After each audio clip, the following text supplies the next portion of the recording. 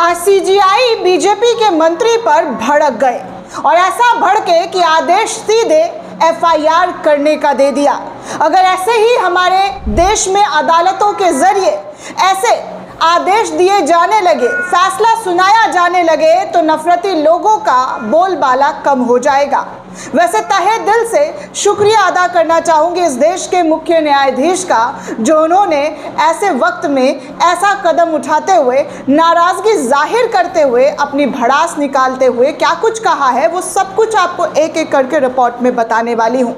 आज का दिन बेहद ख़ास है दोस्तों, क्योंकि नफ़रत का कोई ऐसा जगह नहीं बचा है जहां पर कुछ नफरती तत्वों के ज़रिए लगातार ऐसे भाषण, ऐसे बयानबाजी दिए जा रहे हैं जिसको रोका नहीं जा रहा है, बल्कि आंखें पसार कर देखा जा रहा है। चाहे वो पश्चिम बंगाल हो या फिर असम हो, उत्तर प्रदेश हो, मणिपुर हो, हर तरफ नफरत की चिंगारी भड़क चुकी है। देश का कोई ऐसा कोना नहीं है दोस्तों जो अछूता हो नफरत के इस माहौल में। हर रोज़ कुछ ना कुछ वीडियो सामने आती है। देश की राजधानी से भी कई ऐसे वीडियो सामने आई। अगर आपने नहीं देखा है तो आप हमारे फेसबुक पेज पर जाकर देख सकते हैं कि क्या क्या नफ़रत का पैमाना कितना ज़्यादा बढ़ चुका है। मैं लगातार उन रील्स को, उन वीडियोस को अपने फेसबुक पेज पर जाकर शेयर करती हूँ। अगर आपने नहीं देखा होगा तो आपको वहाँ पर भी पूरी नफरती कंटेंट आपको मिलेगी कि कैसे हमारे समाज को, हमारे देश को बांटने का लगातार कोशिश किया जा रहा है। अब ऐसे में दोस्तों आपको याद होगा जब ऑपरेशन सिंदूर हुआ था तो उस दौरान जो है कर्नल सोफिया ने ब्रीफ किया था। ऑपरेशन सिंदूर से रिलेटेड जो भी जानकारियाँ थी वो प्रेस में आकर उन्होंने सारी जानकारियाँ दी थी। और उस वक्त भारतीय जनता पार्टी के मध्य प्रदेश के मंत्री के जरिए कर्नल सोफिया को क्या कुछ कहा गया, कैसे कैसे शब्दों का इस्तेमाल करते हुए कितनी ओछी और नीची बातें की गई। 1 साल पूरा हो गया है दोस्तों ऑपरेशन सिंदूर को, और हमारे देश में जो सिपाही हैं, जो जाबाज सिपाही हैं, जो अपनी जान पर खेलकर हमारी और आपकी रक्षा करते हैं, उनको लेकर अगर ऐसे शब्दों का इस्तेमाल किया जाता है, वो भी एक मंत्री के ज़रिए, इस देश के सत्ता पर बैठे हुए मंत्री के ज़रिए, तो आप सोचिए कि कितनी घृणित और कितनी नफ़रत इन लोगों के अंदर एक ख़ास समुदाय के लिए भरी होगी। और उसके बावजूद दोस्तों एफआईआर नहीं हुआ। मामला सुप्रीम कोर्ट तक पहुँचा, लेकिन सुप्रीम कोर्ट को बार बार पता चला कि एफआईआर के नाम पर नील बजा सन्नाटा, एफआईआर तो हुआ ही नहीं। और आज जब शुक्रवार को इस पूरे मामले पर एक बार फिर से सुनवाई हुई तो सीजीआई सूर्यकांत बहुत गुस्सा हो गए, और गुस्सा होते हुए क्या कुछ कहा है वो सब कुछ एक एक करके आपके सामने रख रही हूँ। दरअसल दोस्तों कर्नल सोफिया कुरैशी पर टिप्पणी की वजह से मध्य प्रदेश के मंत्री कुंवर विजय शाह के खिलाफ चल रहे केस की आज सुप्रीम कोर्ट में सुनवाई चली। मंत्री के खिलाफ मुकदमा चलाए जाने की अनुमति नहीं दिए जाने पर नाराज़गी जाहिर करते हुए chief justice of India CGI Suryakant ने नाराज़गी जाहिर की और कहा कि बस अब बहुत हो चुका, बस अब बहुत हो चुका। उन्होंने तुरंत सर्वोच्च अदालत के आदेश पर एक्शन लेने को कहा। उन्होंने कहा कि जिस तरीके से सुप्रीम कोर्ट ने आदेश दिया है उन आदेशों पर एक्शन लिया जाए।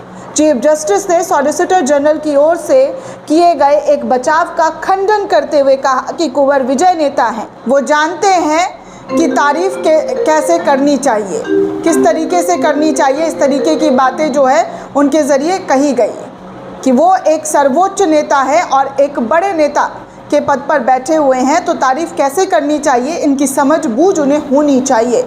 ऑपरेशन सिंदूर की जानकारी देने पर देश के सामने पूरी ब्रीफिंग रखने वाली कर्नल सोफिया कुरैशी पर टिप्पणी करते हुए कुंवर विजय ने उन्हें आतंकवादियों की बहन कहा था दोस्तों। इस बयान के बाद मंत्री पर केस दर्ज किया गया था। मध्य प्रदेश सरकार की ओर से पेश हुए सॉलिसिटर जनरल तुषार मेहता ने कहा कि एसआईटी ने स्टेट्स रिपोर्ट दाखिल कर दी है, हम मंजूरी का इंतज़ार कर रहे हैं, और जो कहा वो दुर्भाग्यपूर्ण था। संभवतः वो महिला अधिकारी की तारीफ करना चाहते थे, लेकिन उन्होंने जो कहा वो दुर्भाग्यपूर्ण था। सीजीआई सूर्यकांत ने इस पूरे मामले पर जब सुना तो उन्होंने कहा कि दुर्भाग्यपूर्ण नहीं है बल्कि बहुत ही ज़्यादा दुर्भाग्यपूर्ण था। एसजी ने कहा कि वो महिला अधिकारी की तारीफ करना चाहते थे लेकिन ठीक से खुद को व्यक्त नहीं कर पाए। इस पर चीफ जस्टिस ने कहा कि वो नेता है और वो जानते हैं कि महिला अधिकारी की ठीक से तारीफ कैसे की जाए। जस्टिस, जी हाँ, उन्होंने जस्टिस जय माल्या बागची ने भी आगे ये कहा कि मंजूरी 2 सप्ताह में आने वाली थी। जी हाँ, मंजूरी 2 सप्ताह में आने वाली थी। क्या हुआ? 2 सप्ताह में जो तमाम जानकारियां पेश की जाने वाली थी वो सब कहाँ गई? क्या हुआ? स्टेट रिपोर्ट को देखिए, इसमें क्या कहा गया है। ऐसे बयान देने के आदी हैं। चीफ जस्टिस ने कहा कि अब बस आदेश का पालन कीजिए और एफआईआर दर्ज कीजिए। बहुत हो चुका, सबसे पहले माफ़ी होनी चाहिए थी। ऐसा, जी हाँ, उन्होंने ऐसा तब किया जब हमने संज्ञान लिया है। सर्वोच्च अदालत ने केस को 4 हफ्ता के लिए 4 हफ्ते के बाद लिस्टेड करने को कहा है। दोस्तों, आप सोचिए दोस्तों कि हमारे देश में भाजपा का नेता होने पर एडवांटेज कितना है। 1 साल हो गए, अब तक मुकदमा दर्ज नहीं हुआ है। जेल की सलाखों के पीछे भी महाशय नहीं गए हैं क्योंकि वो भाजपा के से जुड़े हुए भाजपा में मंत्री हैं, इसीलिए उनके ऊपर कोई कार्रवाई, किसी भी प्रकार की कोई चीज़ नहीं हो रही है। वही सोचिए, हमारे देश में कई ऐसे लोग हैं जो बिना ट्रायल के सालों से जेल में पड़े हुए हैं। नाम लेने की ज़रूरत नहीं है दोस्तों। इस देश में 5-5 साल से जेल की सलाखों के पीछे इस देश के युवाओं को बंद कर रखा गया है, लेकिन फिर भी देखिए कि क्या और किस तरीके से न्याय मिलता है।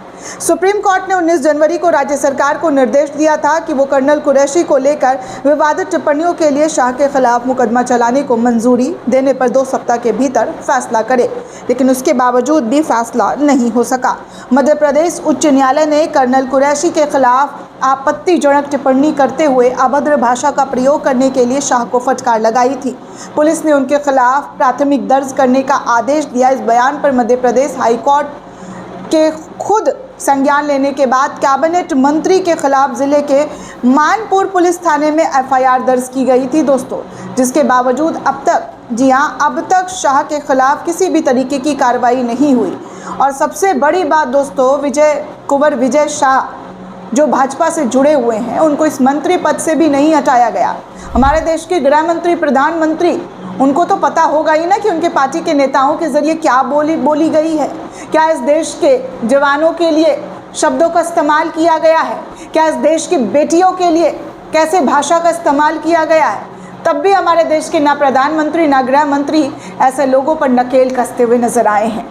ऐसी खुली छूट दी गई है दोस्तों भाजपा के अंदर। कई ऐसे नेताओं के अक्सर विवादित बयान हम आपको लगातार सुनाते हुए, दिखाते हुए नजर आते हैं, लेकिन इसके बावजूद भी बीजेपी के अंदर खुद की अंतरात्मा जागनी चाहिए थी और ऐसे लोगों को पार्टी से बाहर का रास्ता निकाल कर फेंक देना चाहिए था, बाहर का रास्ता दिखा देना चाहिए था। लेकिन अफसोस ऐसा नहीं हुआ। और अब सुप्रीम कोर्ट को 1 साल बाद जब इस पूरे मामले पर सुनवाई करना पड़ रहा है तो वो नाराज़गी जताते हुए कह रहे हैं कि अब बस बहुत हो गया, एफआईआर किया जाए, मुकदमा दर्ज किया जाए। दोस्तों, ये पूरी रिपोर्ट आपको कैसी लगी हमें कमेंट करके ज़रूर बताइएगा। साथ ही साथ चैनल को ज़्यादा से ज़्यादा लाइक, शेयर और सब्सक्राइब करना बिल्कुल भी ना भूलें। शुक्रिया दोस्तों।